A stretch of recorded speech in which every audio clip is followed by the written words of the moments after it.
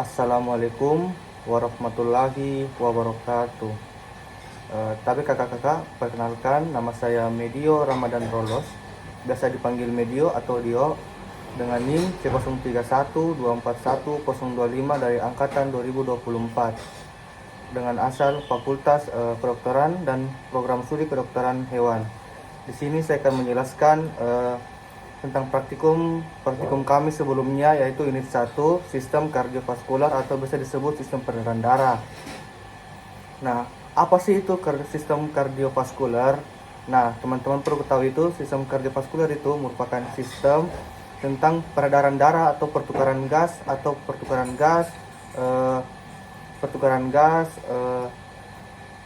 pengangkutan nutrisi maupun hormon yang ada di seluruh tubuh.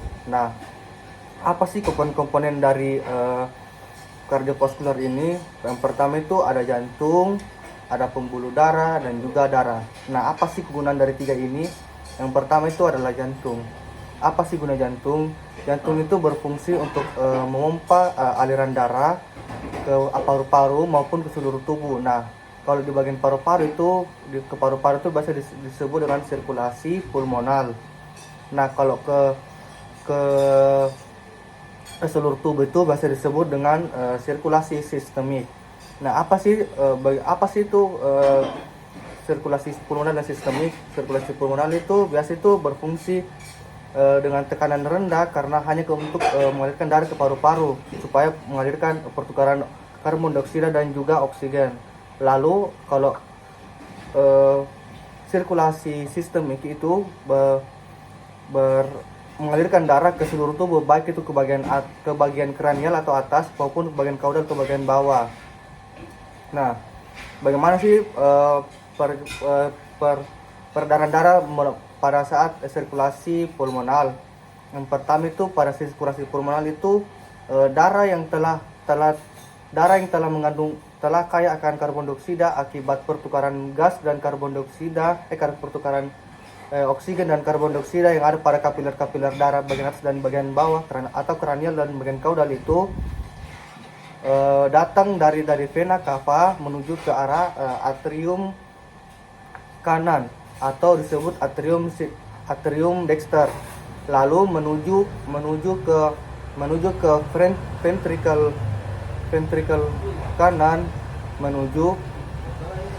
ventricle kanan melalui katup tricuspid atau valva tricuspid. Dan juga di situ terdapat chordae tendinae yang merupakan untuk memompa darah, dan juga ada trabecula septomarginalis chordae. Dan ada di situ juga musculus atau otot, nama itu musculus musculi papillaris. Nah, ketika darah kaya akan karbon dioksida itu sampai kepada ventricle kanan atau ventricle dexter, darah itu kan nanti akan dialirkan ke paru-paru melalui arteri pulmonalis atau biasa kita juga disebut truncus pulmonalis melalui katup pulmonal. Nah, apa sih yang terjadi di paru-paru itu? Di paru-paru nanti itu akan terjadi pertukaran gas dan karbon dioksida untuk dialirkan kembali ke seluruh tubuh dan nantinya akan dialirkan ke seluruh tubuh melalui sirkulasi sistemik. Nah, pada saat terjadi pertukaran gas dan pertukaran oksigen dan karbon dioksida yang ada pada paru-paru, kan itu arteri pulmonal ada yang ke bagian paru-paru kanan dan paru-paru kiri atau sinister dan dexter. Sudah itu, ketika sudah terjadi pertukaran gas, nanti akan kembali lagi melalui vena cava. Dan pentingnya teman-teman, arteri pulmonal itu merupakan arteri yang satu-satunya arteri yang mengangkut darah kaya akan karbon dioksida. Lalu lanjut lagi tadi arteri vena pulmonalis. Kan tadi sudah terjadi pertukaran gas toh. Nah, ketika sudah terjadi pertukaran gas, nanti kembali lagi ke vena pulmonalis. Nah, vena pulmonalis ini merupakan nanti akan mengangkut darah-darah yang kaya akan oksigen akibat pertukaran karbon dioksida dan oksigen yang ada paru-paru. Ketika sudah sampai melewati arteri vena pulmonalis, nantinya itu nanti akan menuju ke atrium kiri atau atrium sinister. Lalu ketika sampai di atrium sinister nantinya itu darah yang kaya akan oksigen ini akan menuju lagi ke ventricle kiri atau ventricle sinister. Nah, apa sih yang dilalui sebelum melalui ventricle sinister? Sebelum melalui ventricle sinister atau ventricle kiri, dia itu akan melalui katup bikuspid atau biasa kita sebut juga dengan katup valva bikuspid. Lalu akan melalui chordae tendinae dan juga melalui musculus, yaitu musculus musculi papillaris. Nah, pada saat tadi kan itu sudah, kalau masuk ke vena cava masuk itu sirkulasi sistemik. Lanjut lagi, pada saat sudah sampai di ventricle kiri atau ventricle sinister, nanti itu darah itu akan dialirkan ke seluruh tubuh melalui aorta. Nah, sebelum mulai aorta nanti akan melewati katup, namanya katup aorta atau valva aorta. Nah, di aorta itu nanti terbagi lagi, ada menuju ke arah truncus brachiocephalicus, dan ada juga ada melalui truncus bicaroticus. Nah, ada nanti yang menuju keluar toraks, yaitu disebut juga arteri axillaris. Lalu ada juga menuju ke arah bagian atas atau disebut arteri subclavia sinistra atau dextra atau subclavia kanan dan juga subclavia kiri. Lalu apalagi sudah mengalir ke seluruh tubuh, nanti itu darah-darah yang kaya akan oksigen itu menyebar ke seluruh tubuh ke seluruh tubuh melalui vena untuk melakukan pertukaran gas di arteri-arteri yang ada di bagian atas atau kranial maupun di bagian bawah atau kaudal.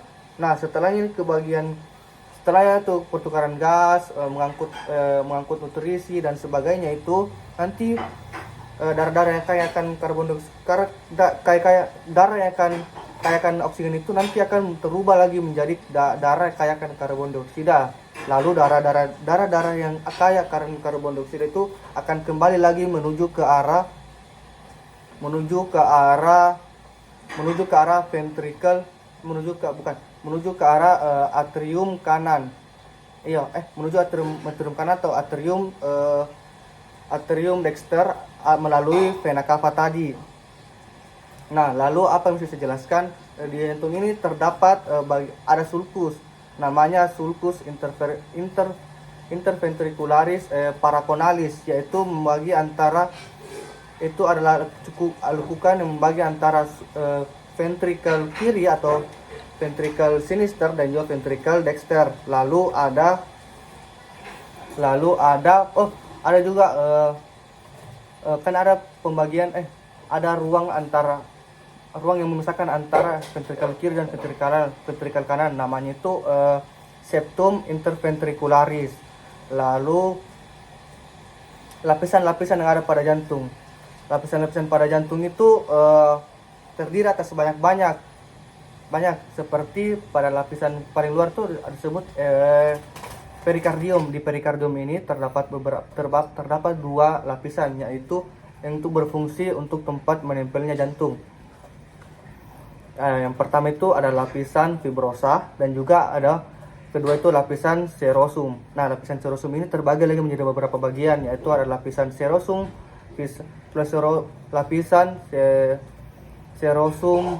visceralis dan juga ada lapisan serosum parietalis. Nah, fun fact-nya teman-teman, lapisan serosum visceralis ini biasanya juga disebut juga dengan epikardium. Lalu di bagian ujung kan itu kan jantung itu condong akan ke kiri atau ke sinister. Nah, ujungnya itu disebut juga dengan apex cordis, teman-teman. Lalu di bagian di dekatnya itu aorta terdapat ligamen, namanya itu ligamen arteriosum untuk mengikat arteri itu.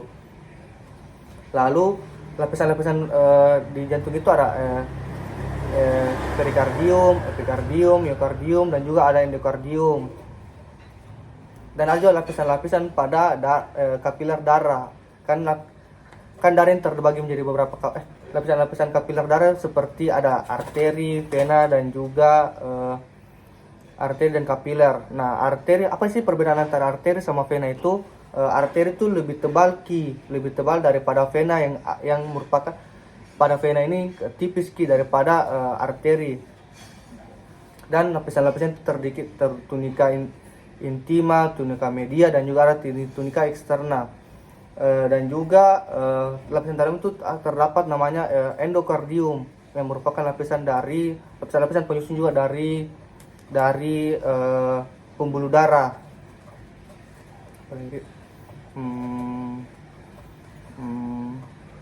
Mungkin itu saja yang bisa saya sampaikan. Lebih kurangnya mohon dimaafkan.